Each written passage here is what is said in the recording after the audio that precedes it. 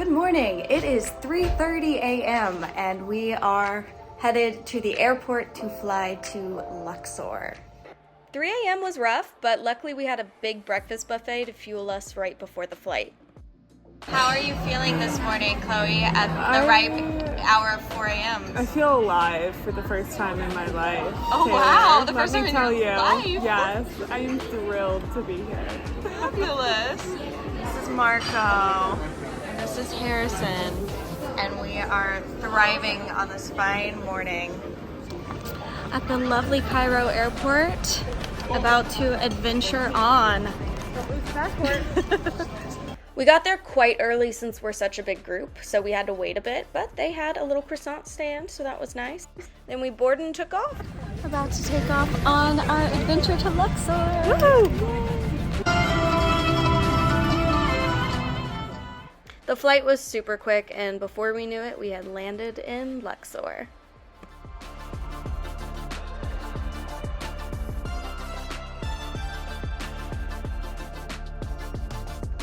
Fresh off the plane in Luxor and ready to explore some temples.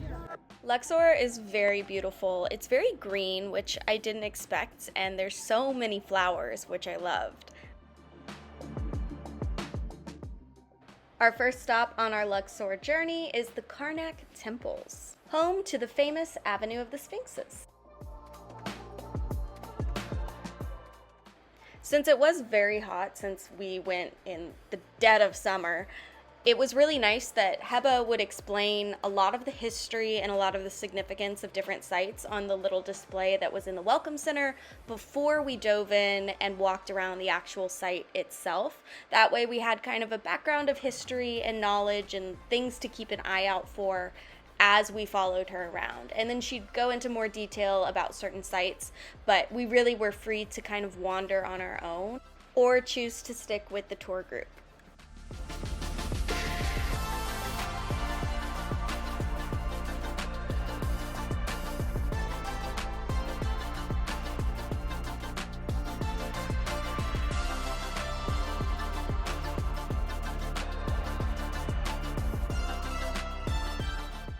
These temples were some of my favorites because of these massive columns that make you feel so teeny tiny, and we just got to run around through them and marvel at their majesticness.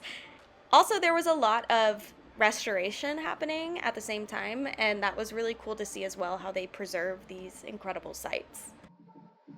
And they will put it off with water, sparkle water. So that will cause a crack in the crust of the stone. Right?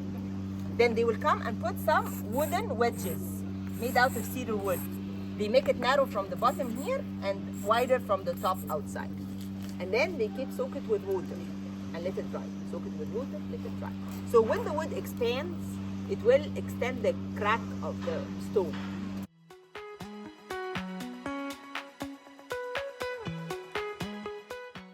One thing to know about Egypt is there are stray dogs everywhere, even at the most ancient sites.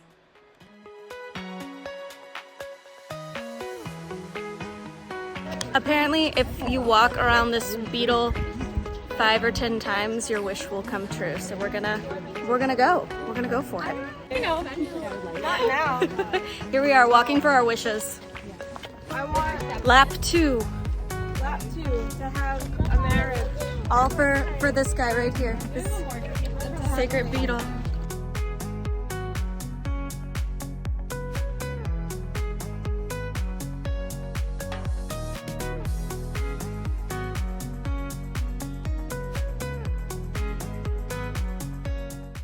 Once we wrapped up at the Karnak temples, we headed to a local jewelry store where Heba told us we could get some gold cartouches and other Egyptian gold pieces of jewelry. This is the most familiar thing in here, which is the cartouche that you will be able to make your name in hieroglyphic letters, and it looks like this one here. That one you can put your name. Like this one, which is like double-sided one, has a side has like symbols of ancient Egyptian, which refers to some wishes and hopes, like long life, good luck, protection, and love and happiness. Got a little key of life necklace at the jewelry store.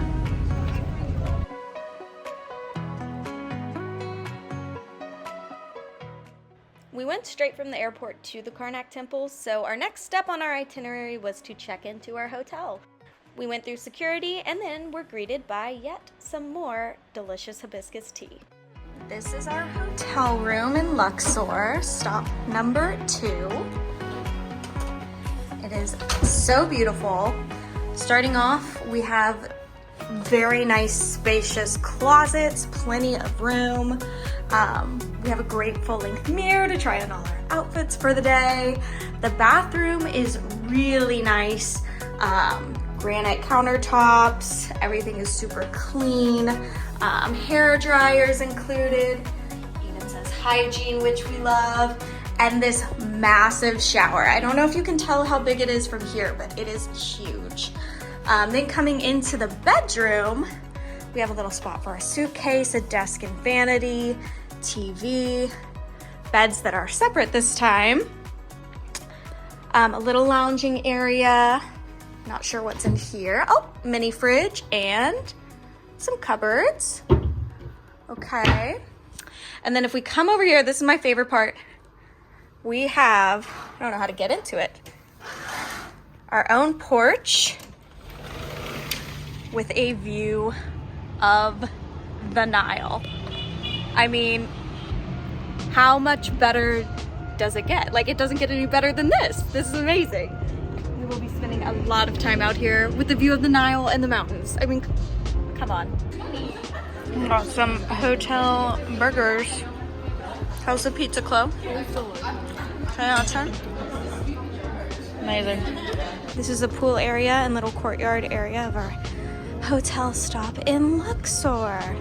We had a wonderful time at the pool. It is very, very hot.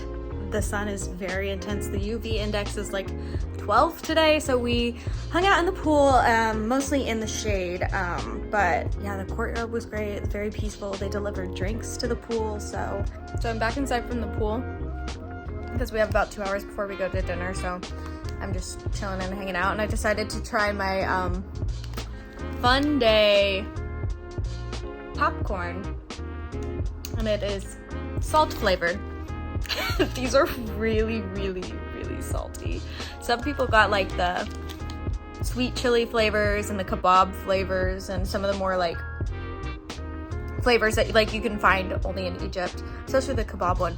There are a couple others, but I'm not that adventurous. But if this amount of salt on this popcorn is any indication, their chips are probably very packed with flavor. We are dressed and ready to go to dinner that Heba has organized for us, and then we are going to go to the Luxor Temple light show, I believe, and last stop we're going to check out a Egyptian perfumery, so should be pretty cool. We had another buffet-style dinner at the hotel, and then we headed out to our next adventure. Ladies, where are we going? Where are we going? Good question. The Temple of Luxor. Don't worry, I am your unofficial tour guide. We are going to the Temple of Luxor, ladies. We're gonna see a light show. And it's 4th of July, so this is our 4th of July light show. Yay. It was 4th of July the day that we went, but I swear everything in Egypt gets 10 times more magical at sunset. When I'm walking next to the foot of the king, I feel like I'm amazing. Look at that, look at the size. Like big. Look at that. And then look at the perfection of the carving and the details. Look at the threads of the feather, for example, for the feather. Yeah, when you look at the details of how they make the birds and the feathers of the birds and rice. And as you can see, they're stepping outside the temple. That will be the first tour. That's as far as the locals can go. You cannot approach closer than this. Seeing this place lit up at sunset and into the night is one of my favorite things we did in Luxor. It was so peaceful and way less crowded. Church. And when the early Christians used to take a place as a place of worship, they will do one of three things. Either they totally deface the seal, as you can see right here. Look at this. Totally deface the seal. So you won't see any of the pharaonic seal exist. Or they will cover the seal with pilaster. Look at here, up here up in the left corner. And then they will have on the pilaster figures of the saints. You see that? Here we're talking about the 5th century AD. If you have the opportunity to go to these temples at night and see them all lit up, I highly recommend.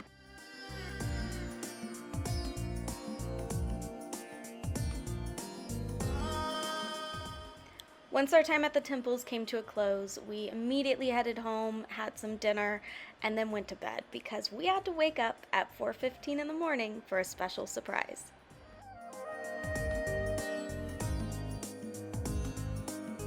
Good morning. It is currently 4:13 a.m. and we are rolling out for our hot air balloon ride.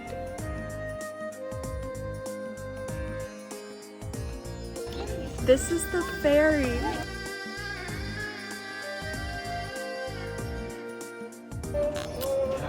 We're about to cross the Nile to get to our hot air balloon.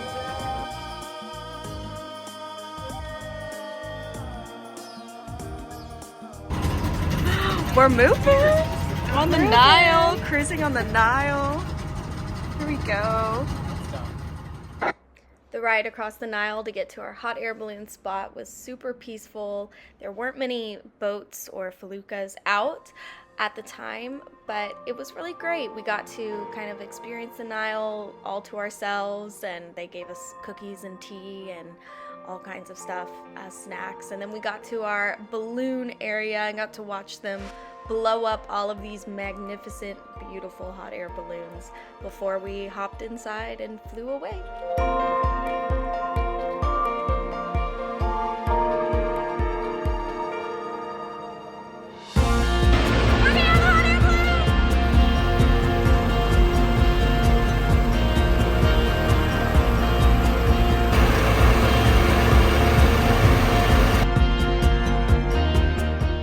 The crew worked hard to get the fire lit, and before we knew it, we were flying off the ground.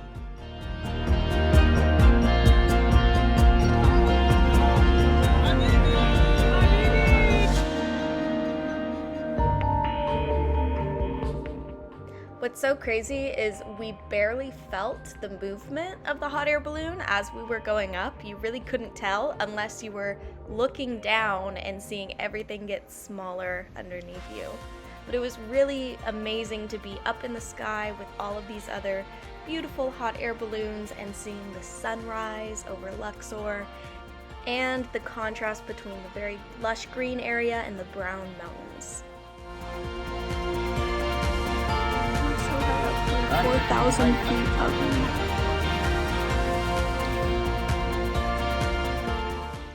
The deserty mountain area is actually the Valley of the Kings, which we'll be exploring later on in the day.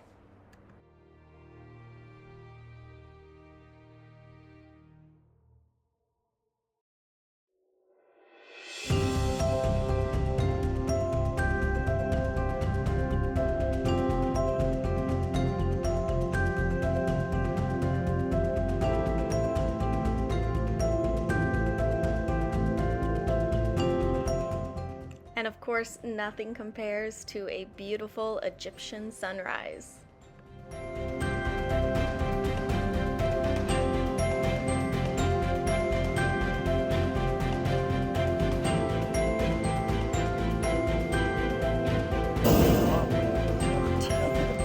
We're about to land, which we're nerve-sighted for. Sometimes. We're in landing positions. Landing positions, everyone. Landing positions. False alarm. We were promised a smooth Egyptian landing and we got it. We're about to hit the ground. Back on land. We made land. Oh God, again. Hey friends. Still haven't hit the floor yet. Wild. I think we could survive. We still haven't. Should we jump out? Should we just jump it? Here we go, and Landing! The smoothest landing in the world. That was great. We got a certificate. I'm officially certified as a hot air balloon passenger. Balloon's coming for us.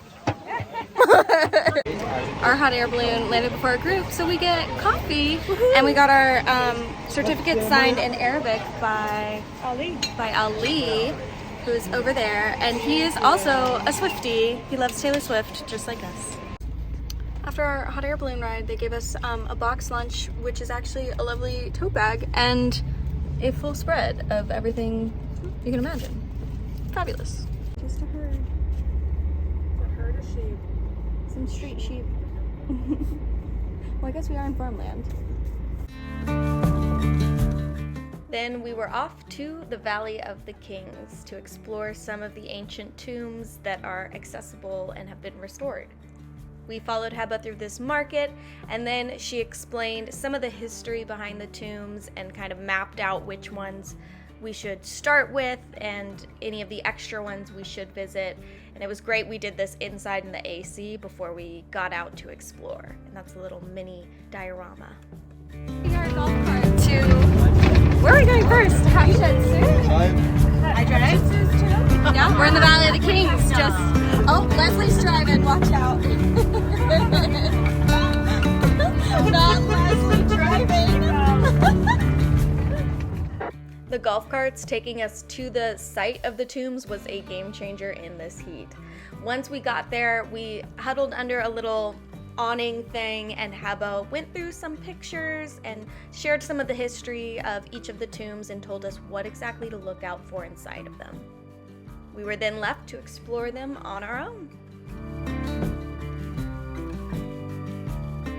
The first tomb of our exploration in the Valley of the Kings, and it is amazing.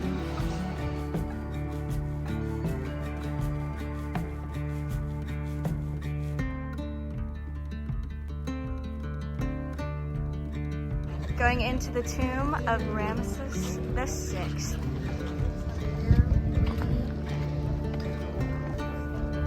These tombs were all so well preserved, and the colors that we could see were mind-blowing and something I definitely didn't expect. And this was one of my favorite tombs for that exact reason. It just had an abundance of color and drama, and I loved it.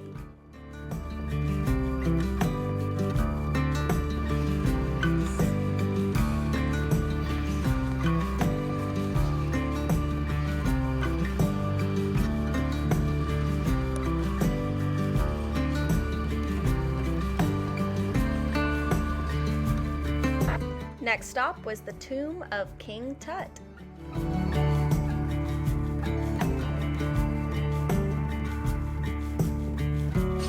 This tomb is quite steep. This tomb was really cool to see in person because it's one of the more well-known ones that you see a lot of black and white photos of in history books and what have you. So to see all of the detail in bright color was really neat. And we did get to see the mummy of King Tut. He is on display in his tomb.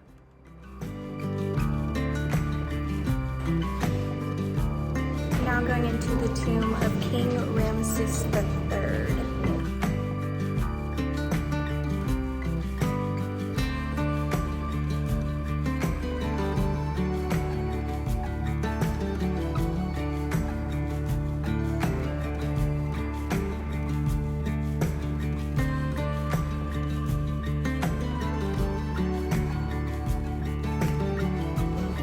Here's where they started sketching in ancient time, but they didn't actually finish the carving portion and the painting portion. So these are ancient Egyptian sketches and beginnings of the carvings of the hieroglyphs. Cheese. Why didn't they finish it?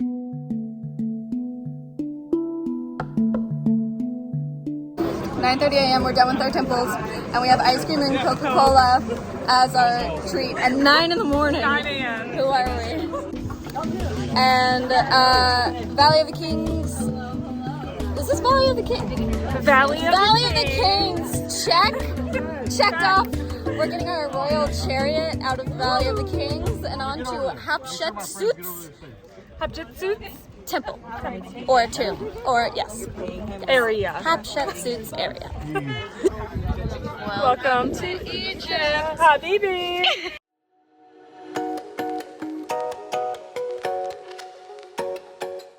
Now, before we got to Hatshepsut's temple, we did stop at the Alabaster factory, and this was one of my favorite stops because the people who work here were just so funny and entertaining and put on such a show for us, and they were the sweetest people, and I loved this time. Alabaster store located behind the mountain, about 60 miles from here. 4.8 go and back. How to bring it? Still, camel and donkey. No word for the car. No first man, please. How egg? 75. Wow.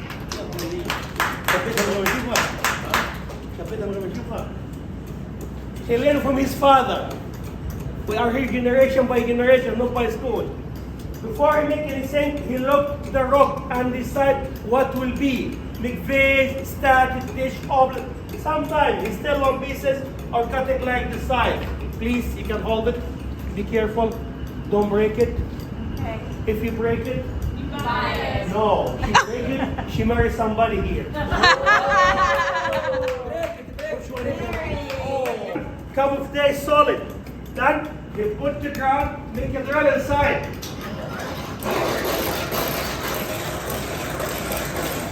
Big smile for everybody here. Some of our group members even got to try their hand at drilling into the alabaster themselves.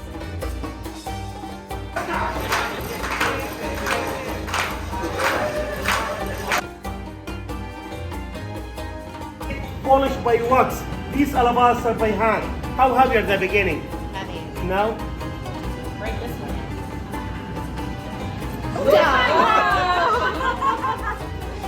Oh, very light. How long you say? From the beginning to the end? How long would it take? Yes. 2 weeks. Am I right? And also you must be careful what you get from the market people. A lot of people in the market selling the stuff for you. Maybe start like 300 pounds, you can pay $1. It's not really store. Like a resin or plastic. After our demonstration, we got to go into the factory store and shop around a bit. I haven't done that pose yet. You say in Arabic, mashi mashi? Mashi mashi. It's a white color. Reaction, what you can say. Oh. 100 brown.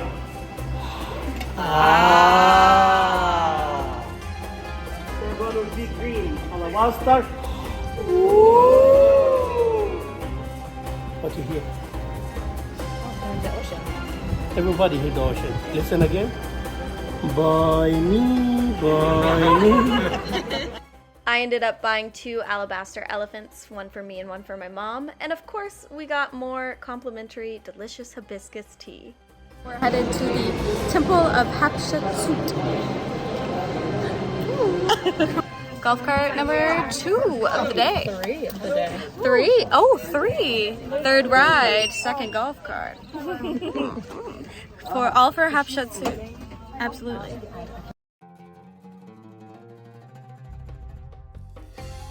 This golf cart's not playing around. We're zooming.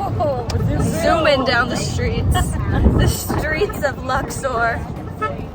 But it's amazing that we still have it. Right? It looks like a petrified wood thing. And then so this area used to be filled with those kind of trees as you've seen in the maquette, right? And then here for the 3-level terrace, the first terrace got almost the seam totally withered. That's why they're having here the changes and they do not even allow the people to visit that. But then you go up to the second ramp where the second terrace is. To the left hand side, it's a special shrine here to the left corner. That's a special shrine for Hatshepsut. When Hatshepsut as a goddess is depicted here as a cow, and Hatshepsut is kneeling, holding the udder and suckling it, having some milk. And then We arrived here at the highest heat of the day in the middle of July, and so we got a quick explanation from Heba and explored on our own, but we didn't stay super long because it was boiling outside. We just survived 103-degree weather and a UV index of 12. We're alive. We're sunburnt. Do we know what UV index 12 means? No. It says extreme on the iPhone though, and I believe it. And now we're heading to a restaurant that Heba has chosen for us for some authentic Egyptian staples. This was probably my favorite meal of the whole trip, was at this spot, this rooftop Heba found. My great grandma. First course. I have never met an Egyptian soup that I didn't like, and this one was no exception. The soup was fantastic, and then all of the dips that we had on the side were equally as amazing. We each got our own little personal garlic sauce. Tomato.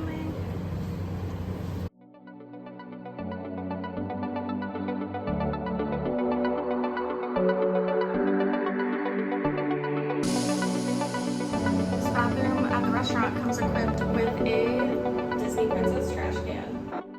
Our bellies were full after a delicious dinner at this rooftop spot, and then we headed back to our hotel so that we could relax a bit and then get ready for our sunset cruise. Well, I took a snap of my life, and now we are heading out on our sunset felucca ride.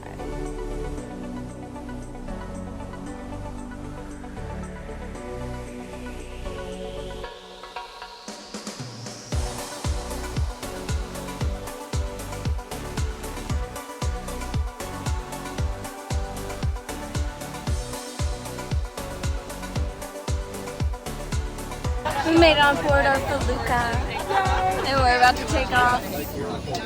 Not take off, because it's not a plane. We're about to set sail.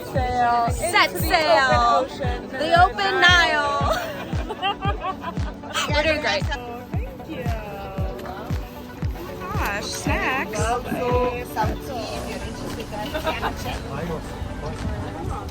We got bread. Go have a go.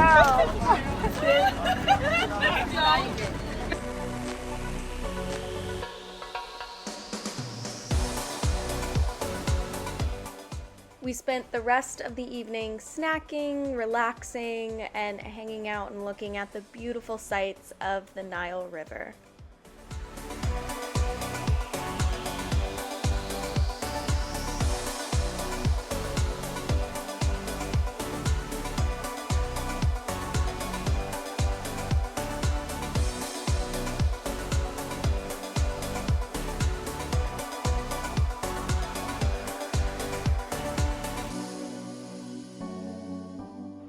And of course, I can't forget to add in yet another outstanding Egyptian sunset.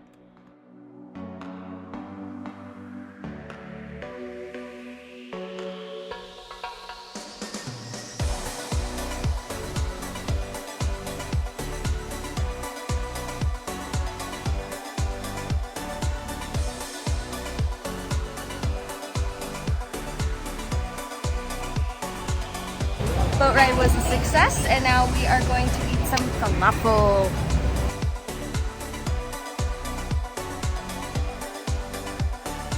Got our falafel, our chicken shawarma, our hibiscus tea, our Chloe, our massive water bottle, and Egypt. Demolished. Post-dinner nighttime stroll by the Nile and the temples to get back to our hotel. Back in the hotel after a very long and very exciting day. Hot air balloon, 3 in the morning to felucca ride at sunset, and this has been my favorite day of the trip by far. Tomorrow morning we head to HURGHADA for our relaxation and beach time.